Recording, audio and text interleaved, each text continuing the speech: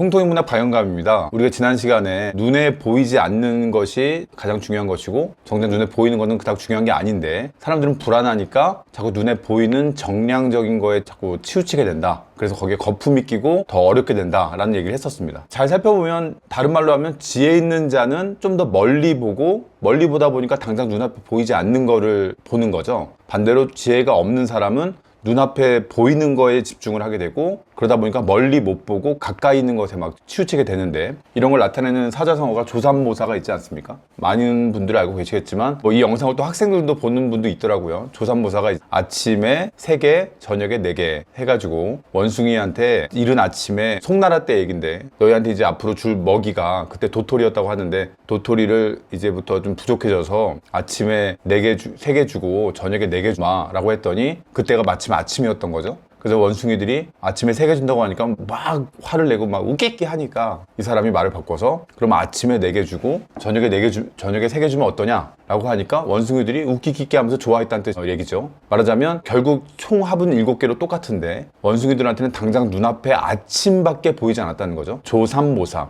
3개 준다고 하니까 싫어하고 아침에 4개 준다고 하니까 고마워한다. 뒤에 있는 그 저녁에 3개, 4개 받을지는 생각할 게 없다는 뜻입니다. 또 그때 가면 또 화를 내겠죠. 그때 가면. 이게 이제 지혜롭고 아니고를 구분하는 게 되는데 그래서 역시 지혜를 갖추려면 여러 가지 책을 읽어야겠고 그래서 이제 지난 시간에 책과 함께 세상을 읽는 것을 배우게 하자라는 얘기도 마무리 졌습니다만 요즘에 되게 좋은 흐름이 생겼더라고요. 텍스트 힙이라고 해서 그러니까 여러 연예인들이 미디어에서 이런 책을 도서를 읽는 고전을 읽는 모습을 이렇게 노출시켜 주면서 사람들이 오 이거 되게 좀 멋있어 보인다라는 인식을 갖게 된 거고 그래서 기존에도 읽기 모임 같은 게 있었지만 더더욱더 이제 고전 읽기 모임이 활성화되면서 사람들이 이걸 멋으로 인식하기 시작하고 이제 갖고 다니게 됐다고 이런 걸 좀 봤어요. 저는 아주 옛날부터 스마트폰이 아주 유행일 때 처음 유행하기 시작할 때부터 저는 사람들한테 계속 뭐라고 얘기했냐면 우리나라의 멋이 이런 게 됐으면 좋겠다. 그 사람들이 항상 책을 한 권씩은 다 갖고 다니면서 지하철이나 이런 데서 딱 책을 펼쳐주는 멋이 있으면 좋겠다. 그래서 우리 아들한테도 항상 제가 옆가방을 하나 사주고 그래서 책을 항상 한 권씩 넣어주고 했지만 그 아이한테는 그게 멋으로 인식되지는 않았던 것 같아요.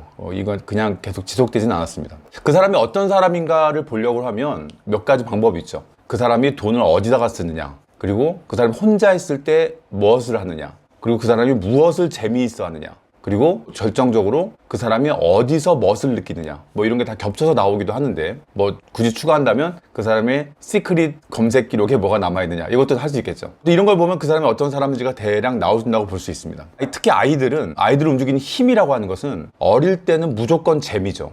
재미로 모든 에너지가 뿜뿜하면서 무한정으로 나옵니다. 근데 이제 그 계속 가기보다는 어느 나이대가 되면 각자 격차는 있지만 아이들이 멋에서 에너지를 얻게 되는 때가 옵니다. 그러니까 이제는 이게 멋있다 하면 그걸 따라하면서 에너지가 나오는 거죠. 근데 이제 그 관건은 누구한테서 멋을 느끼느냐. 동네에서 춤추는 누나나 언니나 형이나 이런 사람한테 멋을 느낀다. 춤이 나쁜다는 의미가 아니라 그러면 그 아이는 계속 춤을 따라하게 되고 마찬가지로 아이돌을 좋아하는 애들도 춤 많이 추고 그러죠. 담배 피는 형이나 누나한테 멋을 느끼면 같이 따라서 담배를 피게 될 겁니다. 남들 앞에서 며치게 강연하는 사람한테서 멋을 느끼면 강연을 해보고 싶다는 꿈을 갖게 되고 CEO한테 멋을 느끼면 CEO가 되고 싶다고 하겠죠. 그래서 아이가 어릴 때 멋을 찾게 될 쯤 할 때 어떤 것을 주로 보고 듣게 해서 그 멋의 밀도를 스파크가 튈 만한 것을 어떤 것에 자꾸 인연을 맺어주느냐가 그 아이의 에너지의 방향을 좌우한다고 볼 수 있습니다. 무엇에서 그 아이가 멋을 느끼느냐 이게 참 중요하죠.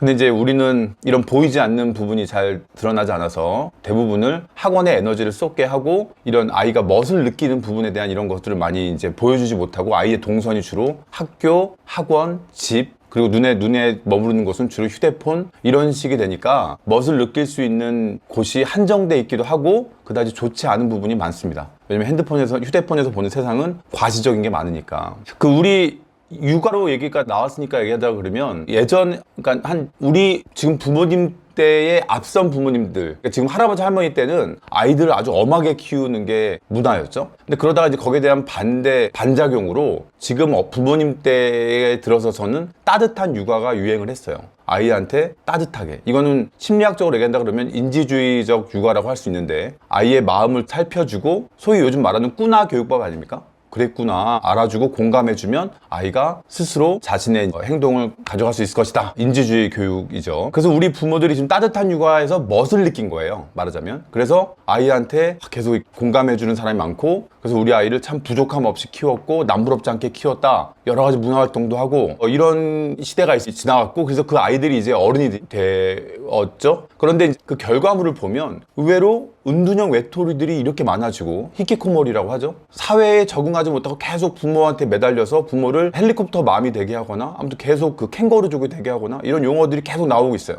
아주 심각한 문제라고 하죠. 그리고 갈수록 더 심각해질 겁니다. 이게 지금 아직 겪지 못한 분은 모르는데, 지금 여러 게시판들을 보면은 아이들이 멀쩡했는데 3, 40대가 되면서 집 밖으로 나가지 않으려고 한다, 계속 부모랑 같이 살려고 한다, 이런 고민들이 진짜 많아요. 이게 예전에 그 매슬로우가 감정의 욕구의 단계를 얘기하면서 몇 가지 단계를 나눴는데, 그 결핍 동기, 그러니까 말하자면 배고프거나 이제 뭐 소속의 욕구, 이런 결핍 동기가 먼저 채워지고 나면, 그러면 그 다음에 뭐 자연스럽게 성취 동기가 나오게 된다라는 게 이제 매슬로우의 이론이었어요. 결핍 동기를 채워주면 되면 자연스럽게 성취할 것이다. 근데 이거는 그 시대에 너무 지나치게 단순화된 이론이라는 지적이 있습니다. 실제로 그렇고요. 왜냐면 우린 지금 아이들은 결핍 동기를 대부분 부모가 채워주려고 노력했잖아요. 차이는 있겠지만. 그럼 자연스럽게 성취 동기가 나와야 되거든요. 그런데 아까 말씀드린 것처럼 은둔형 외톨이나 이런 게 많아진다고 하는 거는 이렇게 단순하게 움직여지지는 않는다는 뜻입니다. 거기에 더 복잡한 기전이 있다는 거죠. 옆에 사람과의 비교감이라든가, 또 이제 자신의 실패를 두려워하는 거라든가, 이런 그 시대의 구조적인 어떤 문제들이 같이 결합돼서 그렇게 단순하게 되지 않는다는 얘기입니다. 우리가 아이한테 교육을 시킨다고 하는 거는 아이뿐만 아니라 어른도, 아무튼 아이를 딱 온전한 한 사람으로 독립시키고 세우고 싶어 하는 걸 겁니다.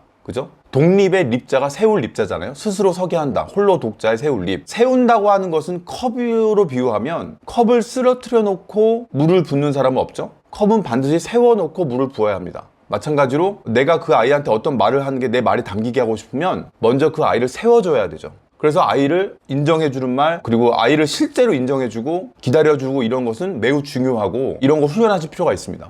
근데 그렇게 잘 하는데도 의외로 아까 말한 것처럼 안 좋은 결과가 나올 때가 있어요. 왜 그런 결과가 나오느냐? 몇 가지 이유가 있는데, 차차 더 얘기가 되겠지만, 학원으로부터 독립하지 못한 결과, 그래서 일일이 모를 때마다 학원에 물은 결과, 이런 게 있을 거고요. 이건 다음 시간에 다루겠습니다. 또 학교에 있는 숙제만 열심히 하고 하는 식으로 가다 보니까 사회에 대해서 아이들이 알 기회가 없었다는 것. 더 구체적으로 얘기하면 경제적인 공부가 돼 있을 수 없었다는 것. 학교에서 경제라는 과목은 있지만 돈이란 거의 속성과 돈을 어떻게 관리하고 돈을 어떻게 투자하고 자본주의 사회에서 어떻게 선순환을 이룰 수 있을지에 대한 그런 문화에 대해서는 학교 과목에 들어가 있지 않습니다. 그런 걸 대할 기회가 없다가 사회로 나오게 되니까 당황하게 된다는 거. 이런 요소들이 있죠. 그 중에서도 오늘 강점을 둬서 얘기하고 싶은 것은 권위에 대한 얘기입니다. 권위. 아까 컵을 세운다고 했는데요. 컵을 세운다고 하면은, 컵을 세우듯이 사람을 세운다. 그러면 아이를 이렇게 계속 이렇게 상냥하게만 대하는 걸 생각하기 쉬운데, 세운다고 하는 것은 상냥하게만 세우는 것은 아닙니다. 쓰러뜨려 있으면 억지로 이렇게 세울 필요도 있잖아요. 권위라고 하는 거는 영어 단어의 권위가 authority입니다. 근데 이제 authority에도 형용사가 두 가지가 있어요. 그래서 authoritative라는 형용사가 있고 authoritarian 이라는 형용사가 있습니다. 그러니까 authoritarian이라고 하는 것은 권위로 상대방을 찍어 눌러서 막 무섭게 이렇게 하는, 이런 게 권위적인, 이런 의미의 권위적인입니다. 애들한테 제가 이걸 구분하게 할 때 authoritarian이니까 똑바로 안 하냐 이씨, 이렇게 해서 안자로 끝나게 해가지고 외우게 하는 경우가 있어요. 그리고 또 이제 authoritative는 권위가 있는데, 이건 반대로 권위가 있어서 믿을 만하다는 뜻입니다. 예를 들어 권위 있는 대학이나 권위 있는 교수님이 나와서 말씀하면 우리가 믿게 되는 거죠. 이건 제가 이제 TV로 끝나니까 TV에 어떤 교수님이 나와서 말하면 믿을만하다, 뭐 이런 식으로 외우게 했던 기억이 있어요. 똑같은 권위라고 하더라도 어떤 부모는 권위로 아이를 찍어 누르려고 하는데, 어떤 부모는 말에 권위가 있어서 아이가 우리 아빠 엄마가 말한 것은 믿고 따라갈 만하다 라고 이렇게 하는 그런 부모가 있는 거거든요. 이 권위를 구분하지 못하고 단순히 권위는 찍어 누르는 거라고 인식해서 아이한테 필요한 권위를 좀 잃은 경향이 있습니다. 특히 이 인지주의적 교육의 시대에는. 지금 여기 뜨는 이 그 사사분면을 보면 오른쪽 위에 authoritative, 그러니까 권위로 믿을 만한 부모가 있고, 밑에는 권위로 찍어 누르는 부모가 있죠. 이 오른쪽은 상당히 아이를 좀 약간 빡세게 움직이는, demanding이라고 옆에 써 있는데 빡세게 움직이는 도표입니다. 그리고 왼쪽에는 이제 왼쪽 위에 permissive라고 해가지고 말하자면 이건 되게 허용적인 거죠. 그리고 밑에는 uninvolved, 이거는 아예 아이한테 무관심한 겁니다.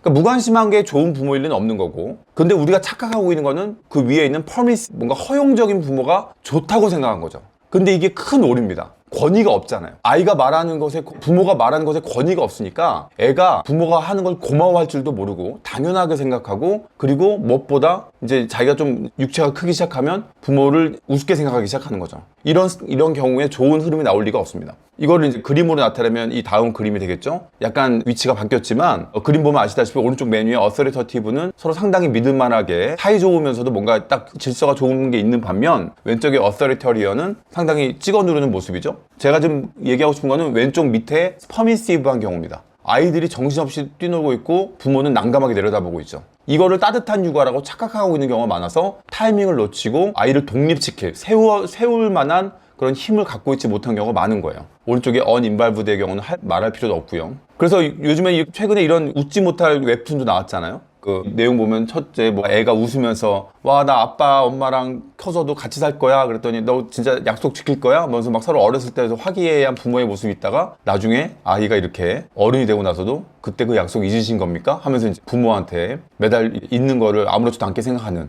이게 농담이 아닌 시대예요. 정말로 애를 독립시키는 거를 매우 구체적으로 해야 되는데, 결론부터 말하자면 지금의 교육 체계에서는 아이를 독립시키는 체제가 아니다. 학교든 학원이든 오히려 독립시키지 못하는 경우로 더 많이 가고 있다. 예전 영상에서 말했지만 실수하지 마라, 꼼꼼하게 챙겨라, 실수하지 마라, 이걸 강조하다 보니까 모르는 영역으로 나가는 걸 두려워하게 되고, 결국은 익숙한 자기의 방, 부모와 함께 있는 것을 선호해서 부모한테 따지는 거죠. 나았으면 책임지라고. 아이들이 인터넷에 들어가는 커뮤니티에는 그런 자기 손해적인 메시지가 가득 차 있습니다. 부모네 시대는 꿀 빨았다, 우리는 지금 불공평한 시대다, 나았으니 책임져야 하지 않냐. 그래서 아이들은 그런 걸 계속 보면서 그렇게 되게 쉬운 구조예요. 지금 우리는 정말 정신 바짝 차리고 아이들을 독립시키는 쪽으로 매우 많은 수단과 방법을 강구해야 됩니다. 저도 그런 걸 자꾸 이렇게 강구해 볼게요. 처음에 얘기했던 텍스트 힙이라는 그 흐름은 아무래도 자연스러운 흐름이라고도 볼 수 있습니다. 왜냐면 K-팝이라는 게 막 매우 잘 되면서 곡을 쓰는 분들이 이제 그 곡에 좀 품격을 넣고 싶었을 거예요. 이제 막 그냥 자극적이고 멋진 것만 하기보다는 뭔가 좀 약간 고상한 걸 넣고 싶다는 게 있었을 거고, 그래서 요즘에는 노래 가사들 보면 인문학적인 요소들이 많이 들어가기 시작했습니다. 얼마 전부터 BTS 노래들 봐도 그렇고 키치라든가 뭐 이런 것들이 많이 계속 들어가 있어요. 저희 통찰 수업에서도 그거를 K-팝 통찰로 하려고 하는데, 그 품격적인 요소를 넣으려고 한다. 품격의 격 있죠, 격. 와, 격이 있다 라는 게 칭찬이잖아요. 이 격이라고 하는 것은 한자를 보면 나무 목자에다가 각자라고 할 때 그 각자가 들어가 있습니다. 물론 이 각이 음을 나타내는 거기도 하지만, 이거를 의미를 이제 좀 약간 제식으로 짐작해 보면 격이라고 하는 것은 각각 자기의 나무를 기르고 있는 정도예요. 요즘은 아이들이 나 결혼 안 할 거야, 나 미쳤어, 내가 왜 결혼을 해서 이렇게 힘들게 살아, 내가 나를 위해서 살 거야, 이렇게 얘기하는데 자기의 나무를 기르지 않으려고 하는 것이기 때문에 격이 없는 거예요. 진짜로 격이라고 하는 것은 말하자면 내가 얼만큼의 사람을 품을 수 있고 얼만큼의 사람을 나무처럼 이렇게 자라나게 할 수 있느냐로 성장하느냐, 그런 건데, 일단은 아이들이 또는 모든 어른이 하나의 독립된 개인으로 설 수 있어야 되겠죠.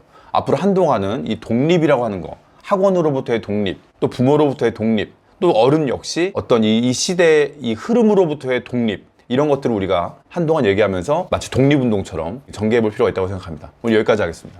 감사합니다.